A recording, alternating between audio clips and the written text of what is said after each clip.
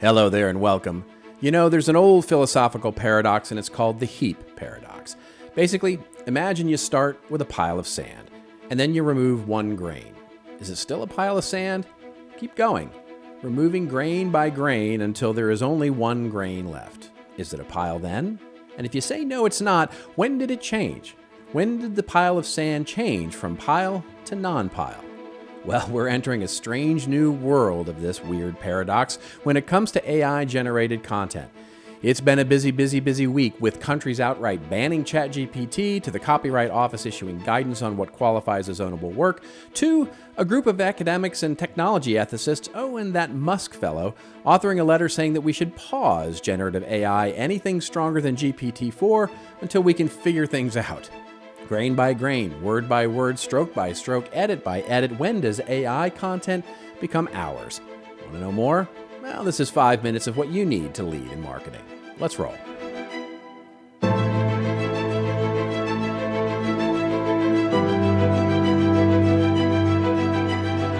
Hello everybody, Robert Rose here with the news. It is what's new, but as you all know by now, it's what's important in the world of marketing. And for the best practices in content and marketing, you can always head on over to contentmarketinginstitute.com. So to say it's been a busy couple of weeks here in artificial intelligence and marketing, well, that seems like a broken record these days. But over the last week or so, what we have seen are a few things that will relate directly to the adoption of generative AI, text, images, audio, video, by businesses into their marketing and communication strategy. AI writing and image creation tools, well, they're skyrocketing, and marketers are clamoring for trying out these new tools to create everything from marketing images to social posts to sales emails, blog posts, summaries of papers, even some forms of longer content, ebooks, research papers, white papers, all with the associated imagery attached. But the tension is starting to get a little thick in here, especially globally.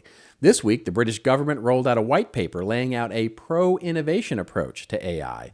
Italy, on the other hand, became the first government to outright ban ChatGPT due to data privacy concerns. Here in the U.S., well, the Center for AI and Digital Policy, and who knew we even had such a thing? Well, they did, and they petitioned the FTC to get involved. And in an open letter, more than 10,000 tech leaders, mostly from academia, but also including this guy named Elon Musk, have urged a pause in any development of anything beyond GPT-4. I mean, that's a mess. Things are getting more and more complicated every single day. But maybe most interestingly for the short-term marketing and content strategies that we're seeing, 2 weeks ago, the U.S. Copyright issued guidance on what constitutes ownable content. In its memo, it clarified that, as has always been the case, copyrightable work is created by a human. Thus, anything authored or created by generative AI is not a candidate for copyright. Put simply, if you create something using an AI generator, you do not own that creation. It is public domain. Now, if you add to the pile the current lawsuits like Getty Images versus Stability AI and the variety of copyright lawsuits targeting Microsoft, GitHub, OpenAI, you might think this is going to get settled quickly in the courts, but I can tell you it's not. And I'll tell you why. As the Copyright Office notes in its memo, in the case of works containing AI-generated material, the office will consider whether the all AI contributions are, quote, mechanical reproduction of, instead of an author's own original mental conception. The answer to all of this, basically, says the Copyright Office, is, well, as they say, necessarily a case-by-case inquiry. Now, before I get too deep into my take, just know that none of what I say here constitutes legal advice. I am not a lawyer, nor do I play one here on this streaming video. I have talked to a few lawyers about this, and there's not a lot of consensus on what we're going to go through here yet. But this is me, a marketing practitioner, talking to you, and put really simply, in very short order, here is an industry bridging all this content and AI technology. Well, it's all going to be a case-by-case basis. We, as an industry, need to A, judge whether the specific tool we're using in question is actually true AI, operating from a true learning model, or is it fake AI, simply scraping content and reassembling it?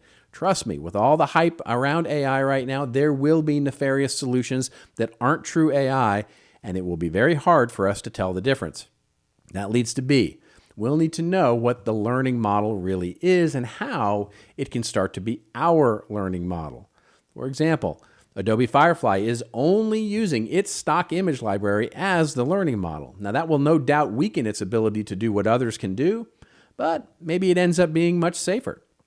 Midjourney, for example, is using hashtag all the images it can find to learn from. Now, is that a problem? If it's true AI, maybe not, but we really don't know yet. And finally, probably most relevant to the news this week, it may come down to how much the humans change things. In its guidance, the Copyright Office basically punts on this issue. Basically, what they end up by saying is, you need to disclose when you use AI to create content that you're submitting here. And everybody's going to comply with that, right? Everybody will be in full compliance with noting where they've used generative AI. Of course they will, right? Anyway, it's hard for to blame the Copyright Office for punting on this when all indications are it will be very hard, if not impossible, to determine when something becomes human-created versus AI-created. Like grains of sand, each word or change made or removed to a pile of content, when does it stop being an AI-created piece of content and become a human piece of created content? That will be a very difficult question to answer indeed. But here's the other quick take. If you're on a marketing or content team and blithely and proudly churning out blog posts, longer content articles, copy, or images 100% created by AI, they may be amazing. And in a weird way, the more amazing they are, the more risky it becomes. Because here's the thing, you do not own it. Not yet, anyway. So if I'm running your content or marketing program, I'd be working hard to integrate generative AI tools into the content process. But I'd be integrated into the content process we care much less about if it's stolen or never becomes ours. Those summaries, sales emails, short little blog posts, FAQs, how-tos, those are all where I'd be focusing. Where I wouldn't be leaning in on anything that I think we need to own in order to leverage.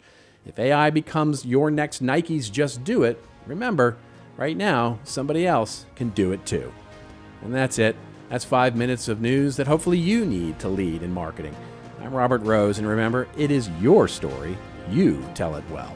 I'll see you next week.